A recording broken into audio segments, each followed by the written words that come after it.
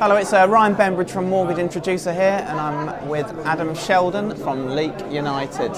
Hi, Ryan. Not Leeds. Yeah, not Leeds, definitely not. Right, so firstly, later life lending, you're about to give a talk on it, right? So, why is it growing? Yeah, I think the answer is quite complex, and for a number of factors, really. I think it's agreed that people are living longer. So I think according to a social research, people are aging by 5 hours a day. And I think there's going to be about 8.6 million more 65-year-olds in 50 years' time, according to ONS. So I see the trend going upwards in terms of the need for later life. You couple this with first-time buyers struggling to get on the property ladder, as well as the equity in the over 55s being quite significant. So what we're seeing is parents looking to maybe unlock the equity to gift a son or daughter to help them get on the property ladder, as well as some other drivers such as interest-only maturities.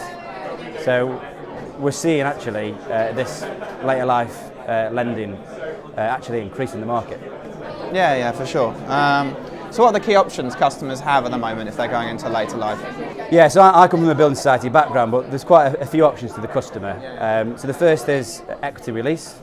So they have to be over 55, have enough equity in the property. They don't have to actually make payments with that product because traditionally interest rolls up and they pay the lender at the end of the term either on death or they go into social care. There are also the emergence of residential interest only.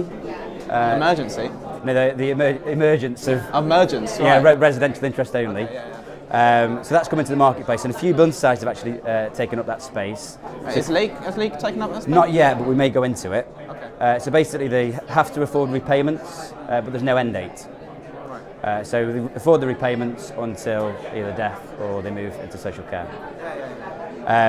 Whereas traditionally, where I'm from, we can offer a traditional building society mortgage.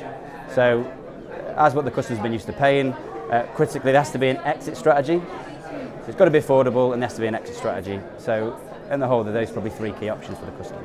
So what role, speaking for the building society sector in general, have they played in this space in later life lending? Yeah, so I think we've played a pivotal role. I mean, building societies by nature exist for their members.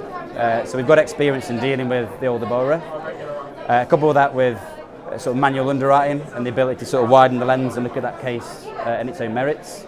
There isn't a one-size-fits-all with these customers. They could be raising money for a whole, raft of reasons. So yeah, I think we're actually playing a pivotal role. So, broadly speaking, what is Leek's approach to later life lending? Yeah, we try and actually take a common sense approach. So we've got no upper age limit, and we look at plausibility and affordability throughout the term. So there needs to be an exit strategy.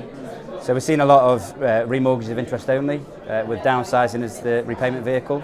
So a lot of customers are coming to us and want to delay downsizing, they're not ready to move into a smaller property. So if they can afford it, we can take 100% of pensions, then we can actually look at that. Alternatively, we can actually look at employment beyond a normal, typical state retirement. So if it's reasonable and plausible that they're going to work to 75, we can actually take a view on that. So I think we look at the bigger picture and say, does this make sense? And does it match up with our risk profile? And see if we can actually provide a solution for the customer. All right, thanks very much. Pleasure. Right. Yeah.